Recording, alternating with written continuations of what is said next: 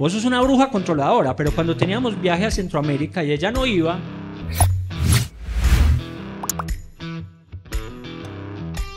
Bueno, buenas.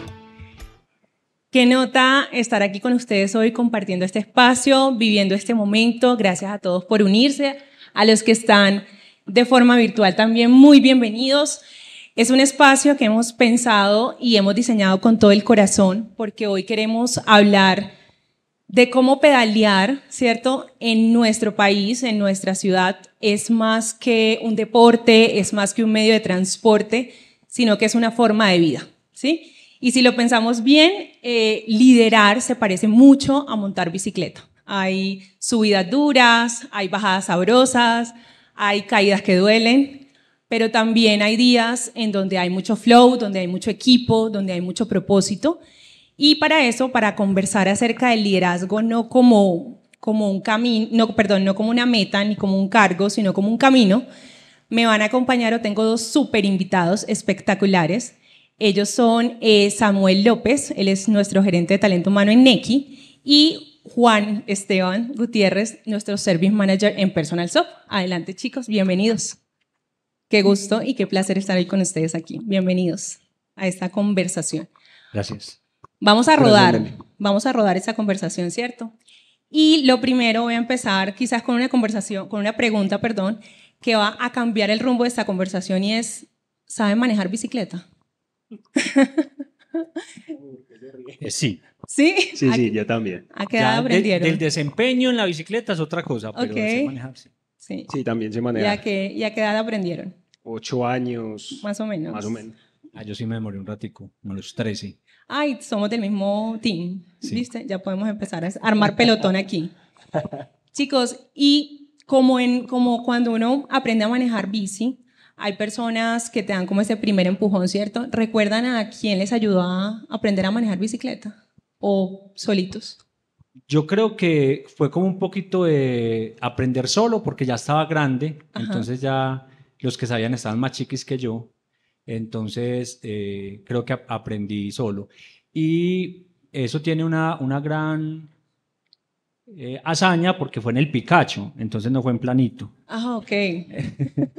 No fue en planito, entonces hubo varias caídas, pero sí en general fue más bien solo porque estaba muy contento que me habían regalado la bicicleta de cumpleaños, entonces no esperé que me enseñaran y me lancé.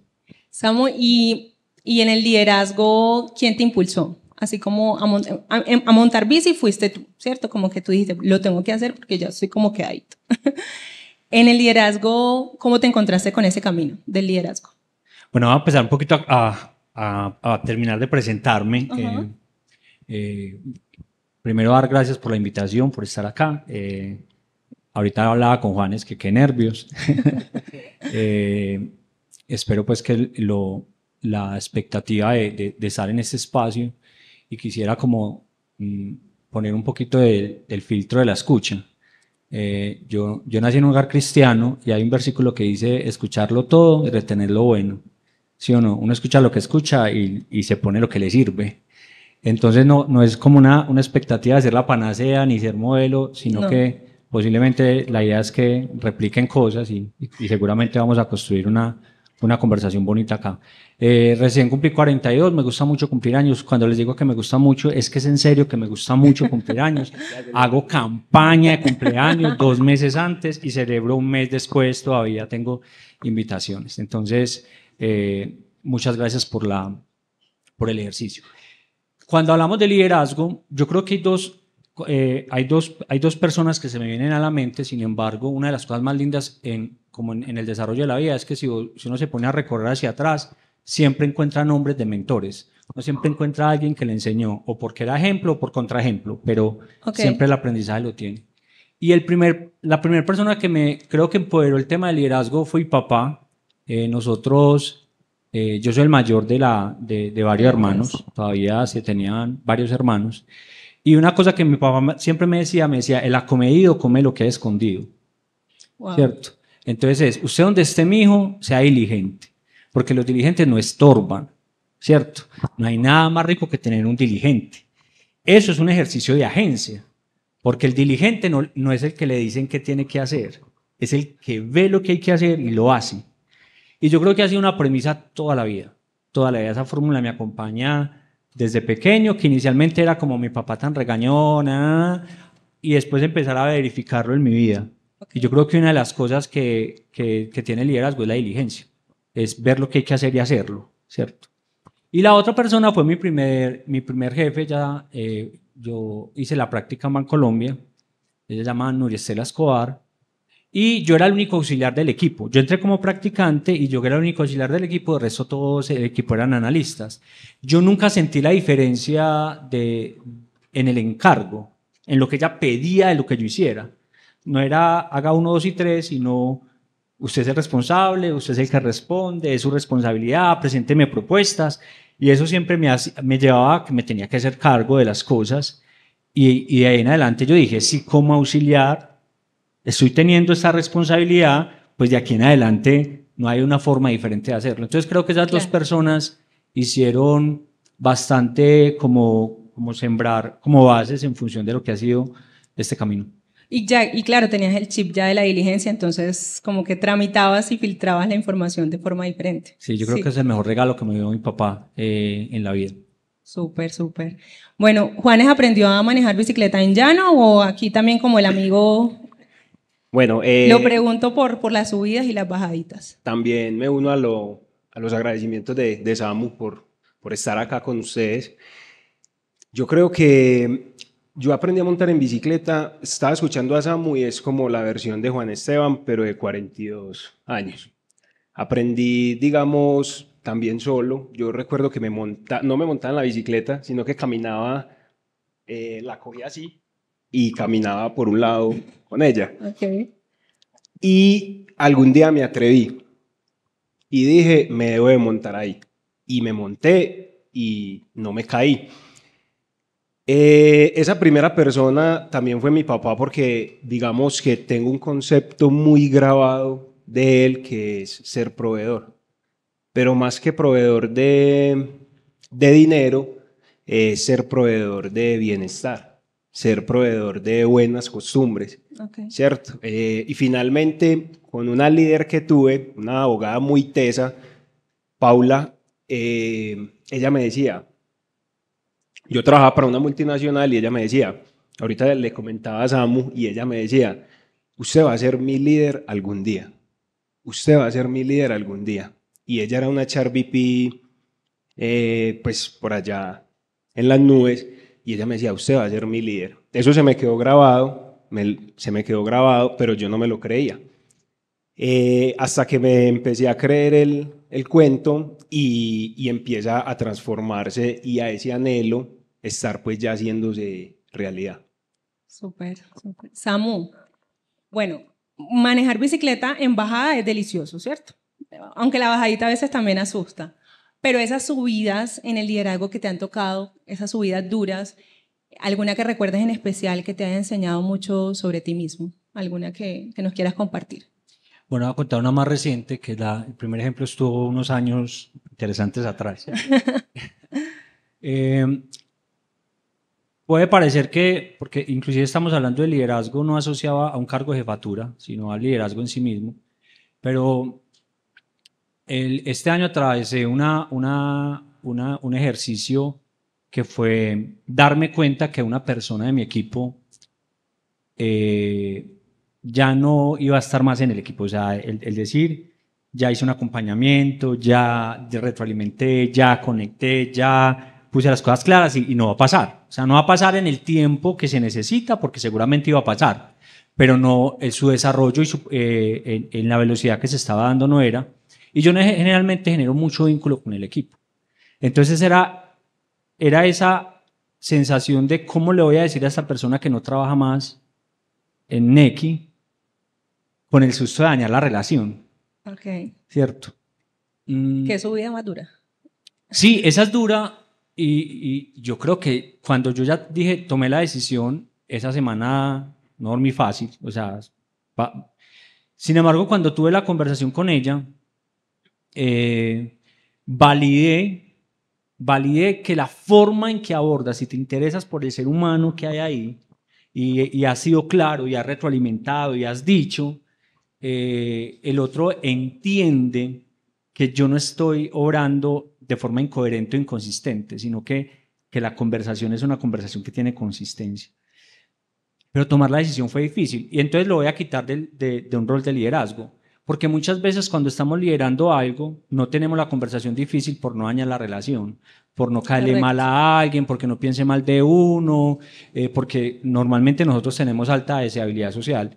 Inclusive eso nos pasa a los latinos, y si es colombiano peor, y si es paisa, súbale el nivel. A nosotros privilegiamos la relación y cuando nosotros sentimos que podemos ser como inadecuados en la relación o no deseados, empezamos a cargar cosas que afectan el resultado y afectan el proceso.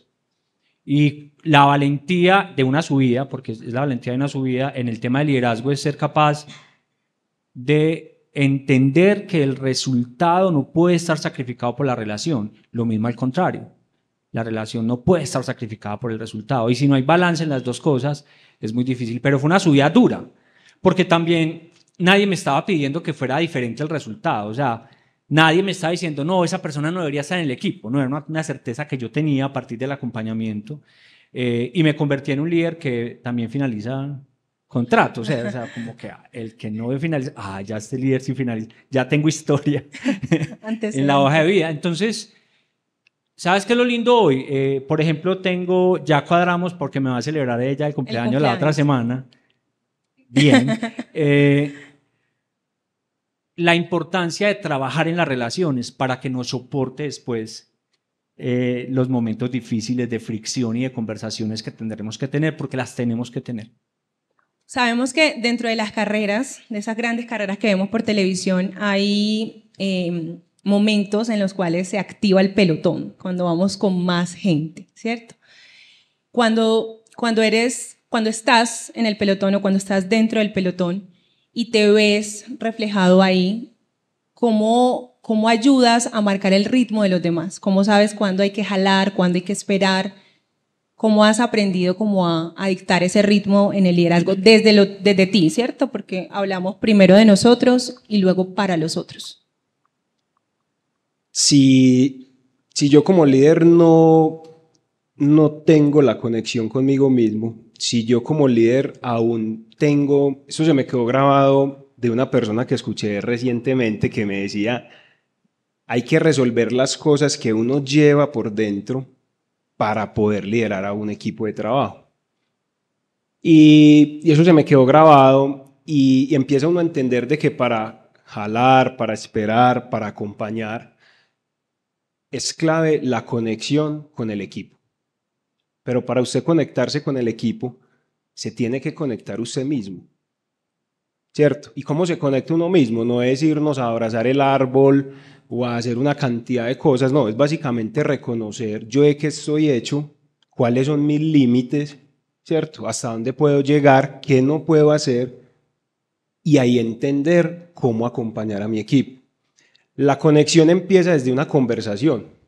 La conversación es el aire más latente que respiramos todo el tiempo y muchas veces ni siquiera descubrimos el poder que tiene la conversación. Entonces, a partir de ahí es muy importante, y con los equipos que he tenido, ahora que tengo un equipo de 50 personas en Nequi, empieza uno a descubrir que las personas tienen una necesidad de escucha todo el tiempo, todo el tiempo.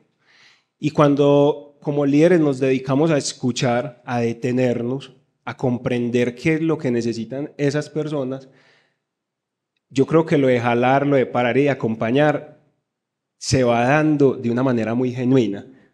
No es el líder que tiene que saludar porque si no mi equipo se enoja, o es el líder que del viernes tiene que desear el feliz fin de semana. No, yo pienso que es un tramo muy genuino que hace que la gente te crea, que hace que la gente, en el buen sentido de la palabra, te persiga, porque ese es el líder que conecta, ese es el líder que ve a través de los ojos de su equipo y entiende lo que necesitan esas personas. Y si lo llevamos no solamente al plano del liderazgo organizacional, llevémoslo a la familia o a las relaciones de pareja. Pasa muy común, no nos escuchamos. ¿Qué me dijiste? Y podemos hacer el ejercicio, las personas y a los padres o a las esposas, cuál es la comida preferida o cuál es el color favorito del hijo, y uno va y le lleva a la esposa una camisa blanca y resulta que a ella le gusta es negro. Pero es porque no hay esa conexión. Sí. Entonces con los equipos pasa exactamente igual. Es cuestión he entendido que es cuestión de escucharlos, de entenderlos y de tratar de ver a través de los ojos de ellos. Y es también desde la autenticidad y desde la genuinidad de la relación, ¿cierto? Samu, ahí pasando de pelotón, no en el pelotón del liderazgo de otros, sino se me quedó grabadísimo en una conversación previa que tuvimos antes del podcast, donde nos decías que el equipo también te lidera a ti. Cambiando ya de pelotón y no hablando de cuando tú lideras, sino también de esa relación con tus pares e inclusive con tu líder, ¿cómo te reflejas o te ves en esa dinámica y cuándo sabes cuándo tienes que jalar, cuándo tienes que esperar y cuándo tienes que acompañar? Ya hablando de los pares y de los líderes. ¿Sabes qué? Hay una cosa que también me cambió como el chip rapidito en el desarrollo profesional. Algunas veces estuve en una conferencia donde escuché eso, donde escuché que el desempeño de una empresa puede cambiar radicalmente si el gerenciamiento se hace hacia arriba. Porque es diferente cuando yo tengo 13 personas en mi equipo que están dándome retroalimentación, pidiéndome cuerda, jalando en función de eso, que me hacen elevarme, ¿cierto? Y yo entonces haciendo lo propio con mi líder, y él decía, seguramente ese paradigma es distinto, porque ese paradigma es muchos para uno y no necesariamente uno para muchos. Eso no le quita la responsabilidad pues al líder de sus funciones. Ahora, yo creo que uno siempre elige las cosas en la vida, porque hay gente que dice, no, es que ese es el líder que me tocó. No, ese es el líder que usted está eligiendo hoy. A uno no le toca nada. A uno le toca muy poquitas cosas en la vida, para no ser absoluto. ¿Por qué? Porque usted podría estar en otra parte, en la casa de desempleado, me hago entender, o estar en otro. O sea, usted podría tomar la decisión con las consecuencias que signifique tomar la decisión, porque hay consecuencias. Pero cuando yo en mi mentalidad digo es que me tocó este líder, estoy en una posición en la que yo esto no me puedo hacer cargo, ¿cierto? Cuando yo entiendo que yo decido estar acá porque me conviene, ¿por qué? Por el salario, por los compañeros, por el rol, por lo que estoy aprendiendo, por el reto en el que estoy trabajando, por el nivel de exposición que me da este rol. Cuando yo entiendo que yo estoy tomando la decisión, yo la estoy tomando, entonces yo empiezo a decir, ¿qué líder quiero? ¿Cuál es el líder que yo quiero? Y entonces, como por ahí dicen, el elefante se come a tajadas. ¿Qué quiere decir eso? ¿Cuáles son las cosas que me están funcionando? ¿Cuáles son las que no? ¿Y en qué voy a trabajar en mi líder? Y ahí me pasa una cosa. Yo disfruto mucho trabajar con Andrés Vázquez, que es mi líder, pero yo me acuerdo cuando yo llegué hace 5 años, que llegué como socio estratégico de talento humano, mis amigos me decían, Samuel, no se vaya a Panequi, que es que Andrés, las cosas de talento humano le saben pipi.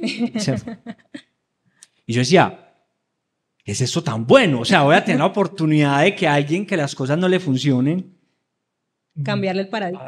Para ver si esto es lo que yo creo que es el talento humano, si funciona de verdad, porque es muy fácil ir para alguien que ama también el talento humano y también es otro líder de talento humano, pues listo, eso tiene otros retos, pero eso fue, y ahí llegó el plan de decir qué líder quiero yo y qué conversación tengo que empezar a tener con Andrés. Y me acuerdo de la conversación, gerenciar para arriba, la primera conversación que le dije a Andrés, mira, estás haciendo el proceso de selección, estás buscando a alguien para talento humano, y estás esperando que esa persona te agregue valor, y esa persona soy yo, pero yo no te voy a agregar valor nunca si sobre la mesa usted y yo no tenemos las cosas buenas, pero también las cosas que no están funcionando.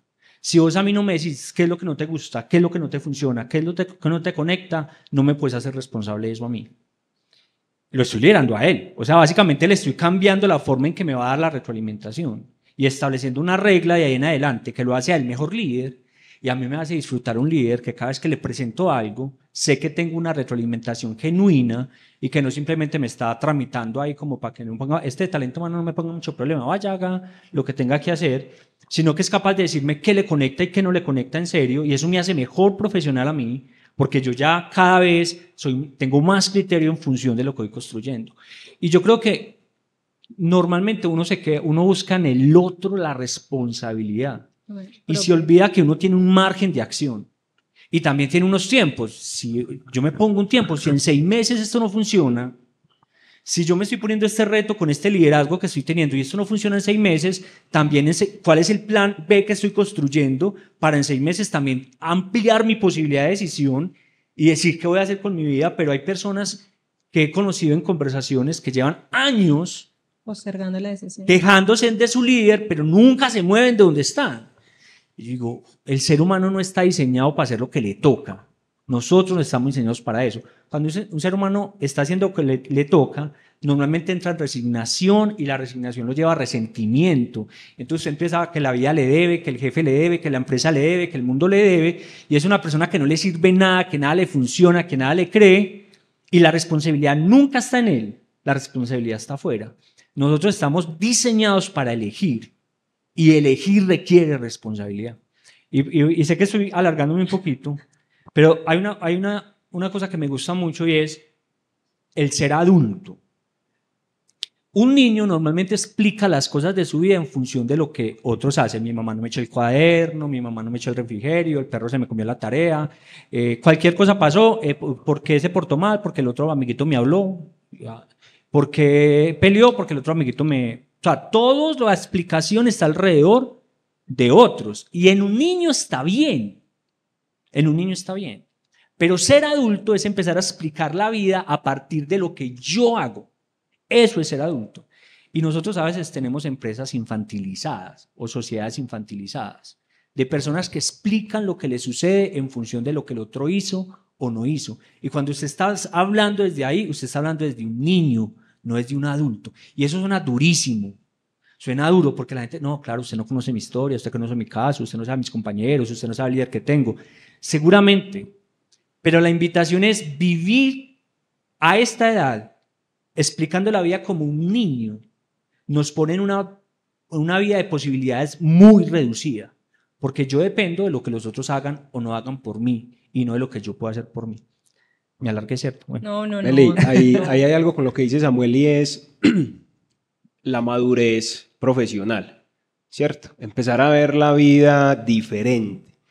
Samu dice verla como un niño, pero yo también quisiera agregarle y es, como adultos tenemos que empezar a nosotros mismos a transformar las organizaciones. No a pensar como niños y no hacerle reclamos a mi líder como un niño, sino como un adulto, ¿cierto? Partiendo de que hay que empezar a pensar más disruptivo, hay que empezar a cuestionar, pero desde la construcción, pero no necesariamente hacer como ciertas pataletas que se ven, ¿cierto? Hay personas que hacen una pataleta porque la empresa no me subió el sueldo, porque mi líder me dijo que había que trabajar el sábado, y es una pataleta y una pataleta constante y nos vamos volviendo una carga para las organizaciones. Entonces, también la invitación es nosotros liderar esa parte de nuestra responsabilidad y madurez adulta y no convertirnos en una carga ni para la organización, ni para los compañeros, ni para mi líder.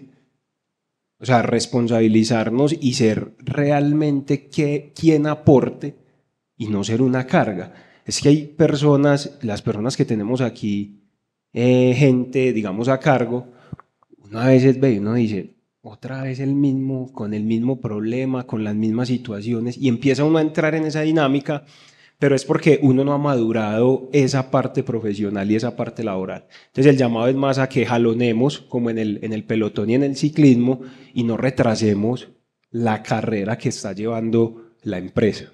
Ese es más el llamado. Yo no soy ciclista. Todo lo que sé de ciclismo ha sido en contra de mi voluntad a partir de aquí, de Vamos por la Maillot.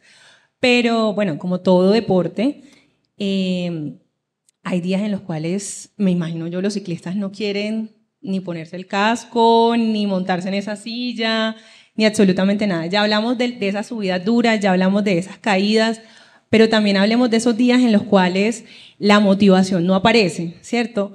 En donde no quieres sencillamente nada, pero hay hay una carrera esperándote, hay un equipo esperándote. ¿Cómo haces en esos días en los que no quiero entregar mi bandera de líder? Hoy no, por favor. Bueno, quisiera hacer un paréntesis y lo más corto posible, que lo que estábamos hablando ahorita pareciera que desempoderar el rol de jefe, como no, la responsabilidad del equipo. Pero es más duro ser jefe de un equipo que tiene conversaciones de adulto, que te confronta, que te dice lo que no está funcionando, que te plantea conversaciones.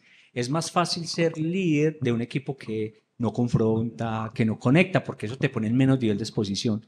Entonces también es eso, o sea, el empoderarse exige más el rol de jefatura o de liderazgo, porque me tengo que hacer cargo de conversaciones que normalmente mejor no las tengo y se tienen. Bueno, normalmente yo paso muy rico en el trabajo. Normalmente yo pasar rico en el trabajo no es que haya días en que pues, estoy más cansado de lo normal o cuando miro la agenda digo como, no, sí, lo hay. Sin embargo, un momento, yo estaba trabajando muy contento en el área de formación como jefe de formación en temas de cultura y estaba trabajando en ese momento con una líder que siempre habían retos, o sea, nunca era maluco, habían retos y se montó un equipo corporativo, necesitaban a alguien de liderazgo y un día me llamaron, yo estaba acompañando un equipo un equipo de líderes en Cartagena y había acabado de salir de una sesión de coaching, iba con la malética, se había inundado el rodadero, entonces estaba esperando un caos. Una llamada y me dicen, Samuel, le notificamos que usted ya va a pasar al corporativo, al rol de liderazgo. Y yo, ¿cómo así? O sea, no. Yo por dentro decía, yo no quiero. O sea, no quiero. Pero vení, yo puedo pensarlo. No, es que ya es una decisión. Pero ¿por qué es una decisión? Porque además las personas que estaban en el proceso eran de mi equipo. Habían 2 personas de mi equipo que se estaban presentando al proceso. Tú no estabas en el proceso. Yo no estaba en el proceso cuando me llaman y me dicen, y entonces me terminó de reforzar y me dice, y el vicepresidente ya lo notificó. Gente dice, amigo. ¿Sí o sí? No hay reversa. No, qué fin de semana. Y yo que había decidido es que quedarme el fin de semana para pasar rico allá porque era un viernes para pasar rico. No, qué fin de semana tan maluco. Yo llamé a mi esposa y yo dije, mira, me acaban de llamar para esto y yo no quiero, o sea, es que no quiero. ¿Por qué? Porque tenía pensamientos sobre ese líder que yo decía, este líder es muy gaseoso, porque iba a trabajar con un equipo que no necesariamente en el pasado había tenido muy buenas relaciones, o sea, como que no, y yo estaba pasando muy rico, estaba empezando a tener resultados con el equipo que estábamos trabajando. Y yo me acuerdo que empecé a trabajar, empecé a entregar y a trabajar. El día que me despedí de mi líder, estábamos ahí aquí en Mercados del Río, y el mesero se acercaba y se devolvía porque yo no. Y empecé a trabajar y fue tan maluca la experiencia. O sea, yo nunca había tenido pereza de levantarme a trabajar. Y empecé a llegar tarde. Yo llegaba y la bandeja de correos en cero. La agenda despoblada. Y le presentaba propuestas al que me había traído como especialista. Y no, espera después. No, esto, quiero hacer esto. No, espere. Y entonces yo era como... Y fuera de eso, entonces con los compañeros no me conectaba. Y me decía en ese momento mi esposa, a mí nunca me había pasado que te hubiera visto aburrido. Yo estaba realmente estaba aburrido. Tanto así que yo pedí vacaciones. Yo dije, yo me voy a rayar acá, me voy a enloquecer, voy a pedir vacaciones. ¿Y cuál fue el ejercicio? Yo dije, bueno, decisiones. Yo decidí estar acá. Y yo decía, no, yo no decidí, a mí me trajeron a la mala, a mí me notificaron. Y después yo dije, no, yo hubiera podido decir que no. Así me dijeran que me fuera de Bancolombia. Yo hubiera podido decir que no. O sea, nadie me estaba amenazando la vida, por decirlo así. Y entonces yo dije, listo, supongamos que yo decidí, yo no creyéndome mucho. Bueno, ¿y yo qué puedo hacer? Porque estoy aquí. ¿Qué me gusta? ¿Qué no me gusta? ¿Qué conversaciones tengo que tener? ¿Con qué tengo que hablar? ¿Con qué tengo que conversar? Y empecé a diseñar conversaciones. Y cuando llegué, yo tenía la lista de conversaciones y empecé a hablar con el líder. Yo le dije, ¿usted por qué me trajo? No, porque necesitamos un especialista en talento humano. Yo, hermano, usted no me está tratando como especialista, me está tratando como secretario. Porque yo te traigo las cosas y vos me decís que después, que usted es el que va a decir. Entonces, ¿para qué me trajo? Yo soy malo en la ejecución. Si usted necesitaba a alguien para ejecutar, no era yo. Yo soy bueno para crear, para diseñar, para modelar, pero yo para la ejecución, o sea, me tengo que poner yo mismo y yo, entonces, trabajemos, conectemos. El comienzo le dio duro, pero dije, pues sí, para eso me lo traje y empecé a trabajar. Y con la compañera o de los compañeros empieza a diseñar la conversación y le dije, mira, yo sé que vos y yo no la llevamos bien. Ni yo te caigo bien, ni vos me caes bien. Y cuando veo más a profundidad es porque también te envidio, porque ustedes hacen cosas y entonces eso me incomoda y me incomoda que seas más controladora que yo y nos encontramos dos controladores y eso me choca. Y empezó a suceder una conversación que 2 años después, cuando ya pasé a ser socio estratégico de talento humano, era tan duro irme a ese equipo porque empecé a construir unas relaciones en una genuinidad que yo dije, cuando vuelva a tener equipo, estas van a ser las reglas de mi equipo. Las reglas de mi equipo van a ser estas. ¿Por qué? Porque empecé a conectarme. Y yo le decía a ella ya bruja de frente. ¿Qué quiere decir eso? Vos sos una bruja controladora, pero cuando teníamos viaje a Centroamérica y ella no iba, nos dejaba el avión, se nos perdía una reunión, no pasaba nada. Cuando ella iba, teníamos todo fríamente calculado, la agenda, yo decía, usted nos maltrata, usted nos esclaviza, pero todo funcionaba como un relojito. Y empezamos a mirar, cuando se necesita un modelo, Samuel lidera, cuando se necesita estructura de ejecución, Eliana lidera. O sea, empezamos a encontrar una magia diferente.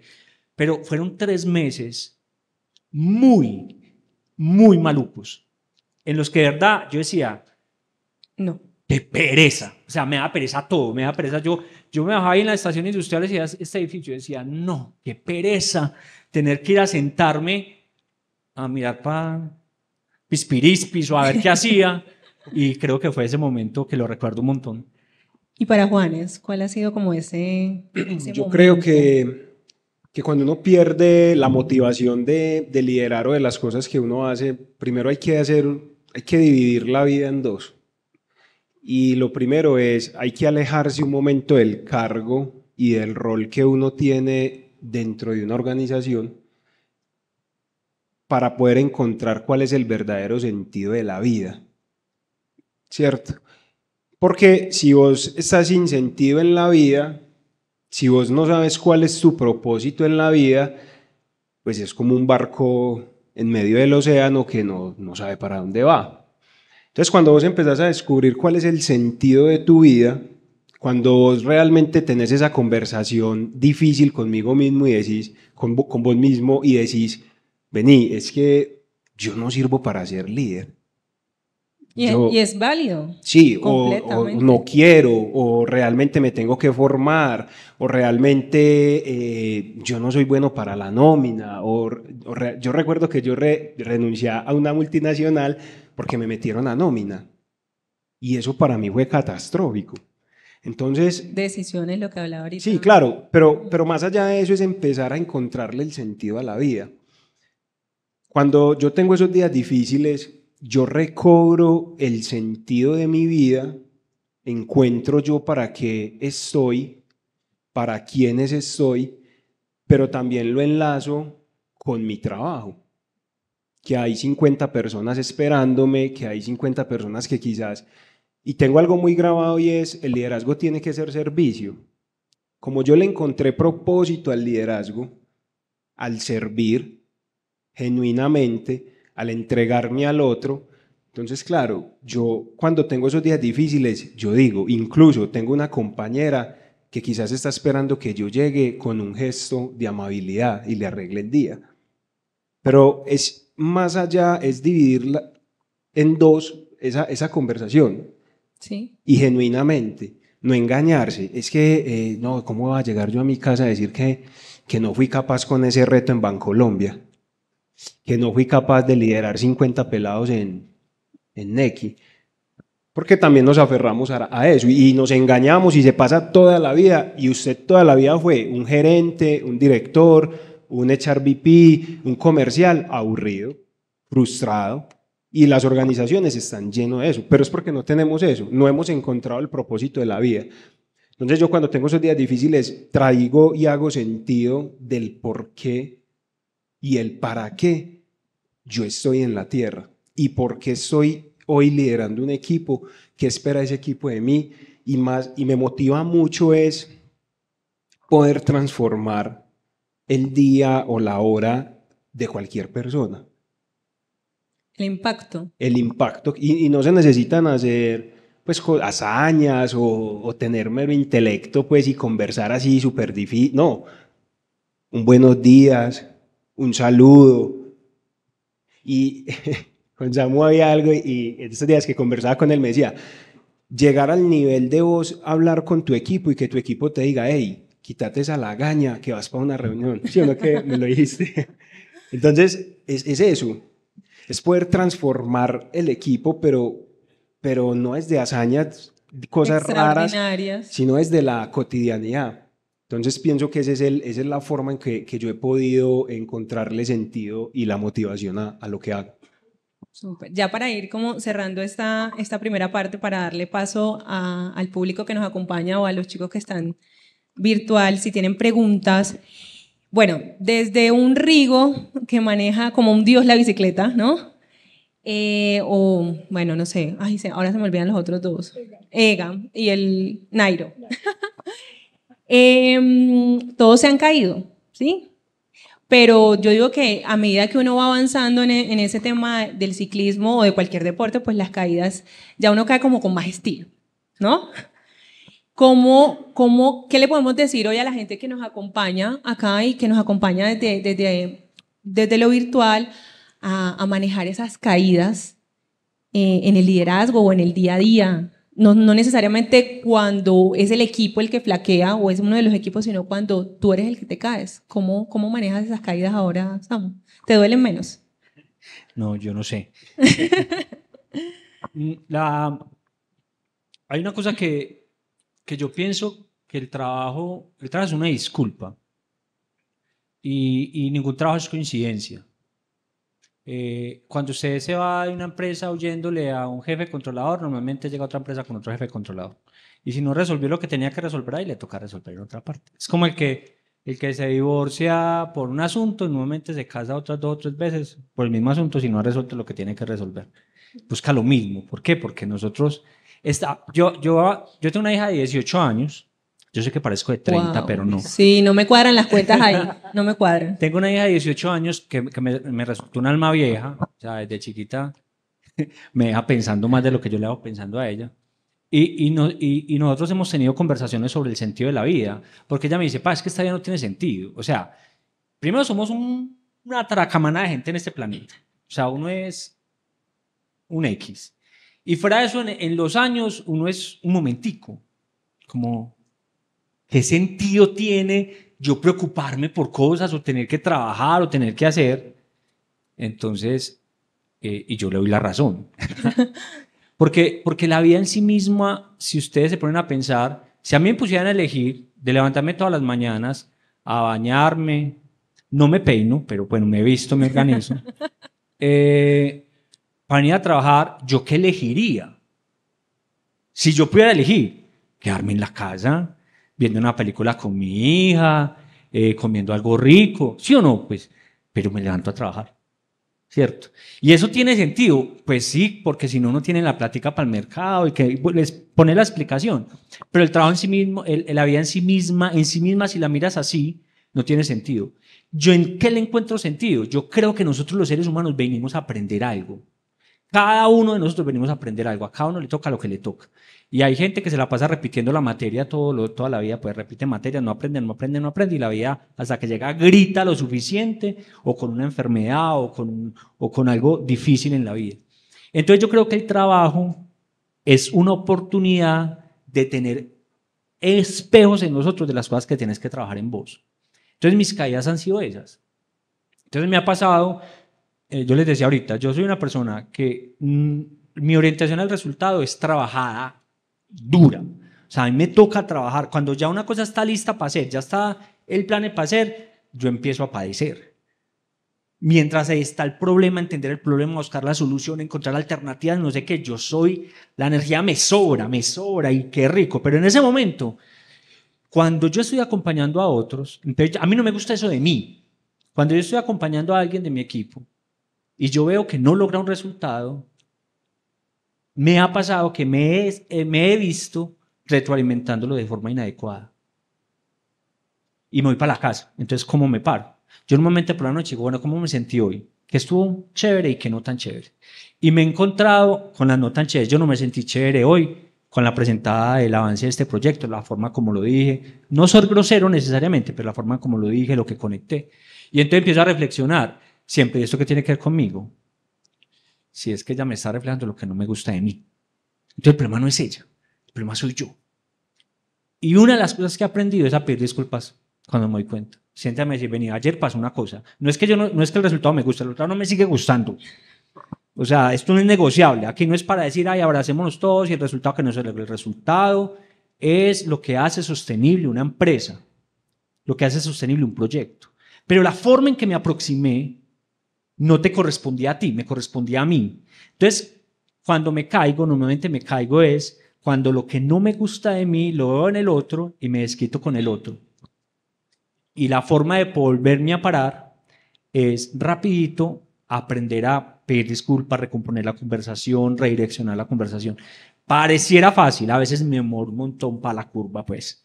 Pero es una de las cosas que cuando yo digo, me caí, sí, me caí, fue que una cosa que de las que yo tengo que trabajar, la estoy poniendo en el otro y no en mí. Súper. Juan, ya El, para cerrar. el tema no es caerse. El tema es tener miedo a caerse. Hace poco entendía de que el miedo a no equivocarse es una equivocación gigante en el tiempo. O sea, te vas a estrellar peor de que si te equivocaras hoy. El tema no es caerse, sino es el miedo a uno caerse y a fallar.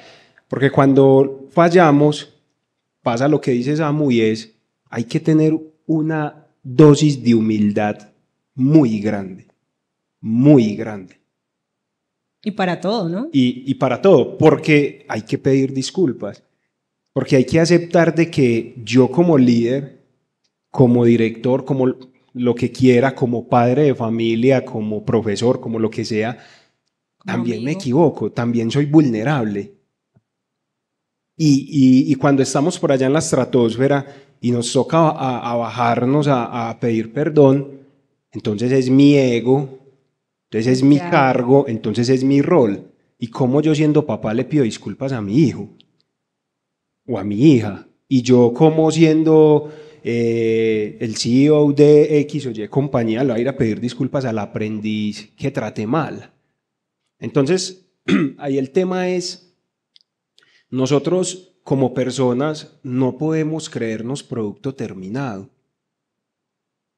Porque cuando nosotros nos creemos producto terminado, y me pasa a mí, y creo que eso me pasó este año, yo creí que yo ya había resuelto algo y me volvió a pasar este año con mi líder y ella me dijo, venga que necesitamos hablar. Yo rebobiné y yo dije, claro, hay algo que tengo que seguir trabajando. Pero para yo poder seguir trabajando, hay que tener una dosis de humildad para poder quitarse la venda y entender qué es en lo que yo estoy fallando. Y que ojalá en el tiempo no vuelva a ocurrir.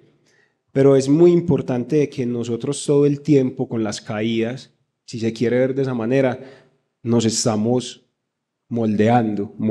Nunca vamos a decir como la versión de Samuel, la última versión y lo vendemos por este precio. No. Versión 43, Sí, versión 42. versión 42 y ya aprendió lo que iba a aprender.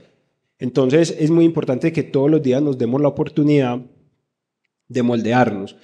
Y hay algo para terminar, Meli, una frase muy, muy bonita y es, sabio es aquel que tiene la capacidad de aprender de cada persona con la que interactúa en su día a día algo. Wow. Si yo hoy conversé con Samuel y aprendí algo, yo estoy construyendo mi sabiduría. Pero si yo veo a Samuel, no, ese man que me va a poner cuidado a mí, ese man mira el cargo, o al revés, no, el aprendiz, no, el auxiliar. Si nosotros tenemos esa capacidad de aprender de cualquier persona, la sabiduría va a empezar a que nuestra vida se transforme. Súper, súper, chicos. Bueno, voy con pregunta rápida, respuesta rápida antes de darle el micrófono a los que están aquí. Entonces, solo pueden escoger una opción, ¿vale? ¿Subida que duele o bajada que asusta? Es pregunta rápida. ¿Sí? Pregunta rápida. Subida te asusta. ¿Subida que duele Ah, o bajada ya, que asusta? él hizo su propia Subida alternativa. que duele, subida que duele. Subida Ahí se ve la creativa. Samu. Subida que duele. Subida que duele. ¿Velocidad o resistencia? Resistencia. ¿Gregario que impulsa o líder que marca el ritmo? Gregario que impulsa. Gregario que impulsa. ¿Ruta larga o sprint final?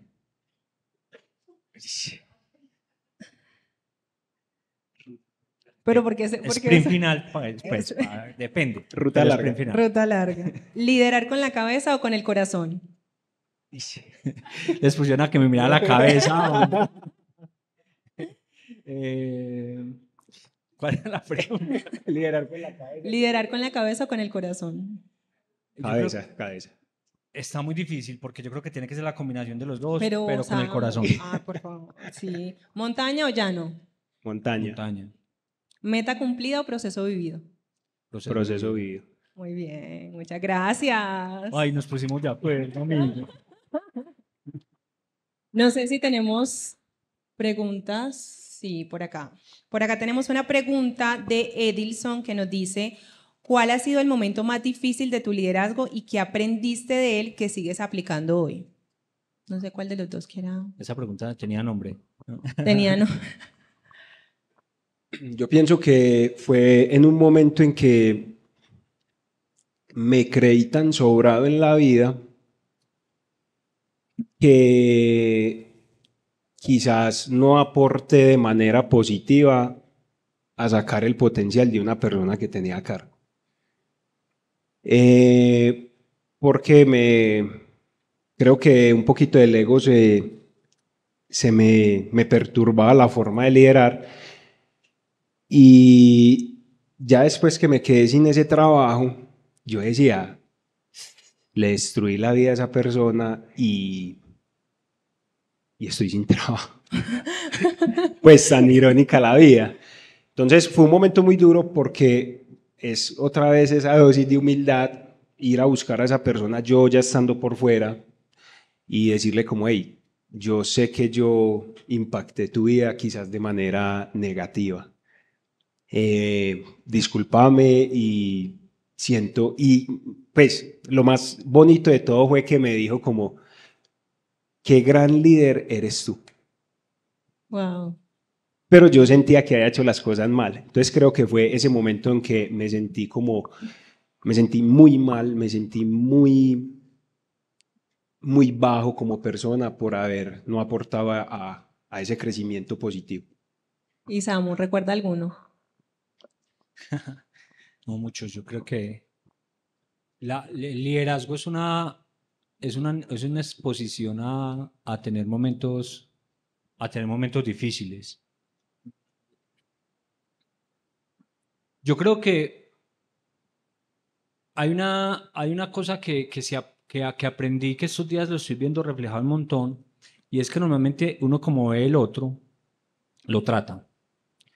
Y si uno ve potencial en la gente la saca al estadio. Y si no, uno recoge información para confirmar que está mal. O sea, para confirmar que no funciona. Y en algún momento en mi primer cargo de liderazgo había una persona que su forma de abordar las cosas no me gustaba. Y me metí en la cabeza que no era bueno. Y yo siempre tenía datos y hechos para mostrar que no era bueno.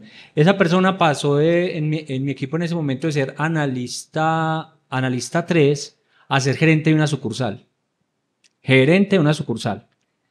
O sea, la cachetada que me pegó la vida fue... Tenga. O sea, infló y lleve. Y yo dije, eso me pertenecía a mí. El que veía, el que se llenó de datos, el que se llenó de información. Y he decidido conscientemente ver la grandeza de la gente. Obviamente acompañar, retroalimentar, conectar, no es un tema de idealizar nada, pero sí ver la grandeza de la gente, y me ha funcionado más. Súper. ¿Alguien acá de los que están de Esencial? Hola. Bienvenido. Sí, para que quede grabado, hermano. Para que te...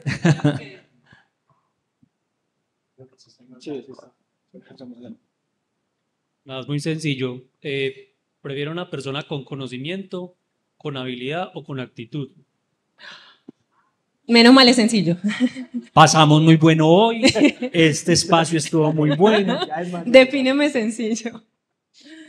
Voy a descartar conocimiento, porque es el más fácil. Habilidad es el segundo más difícil, porque la habilidad se entrena.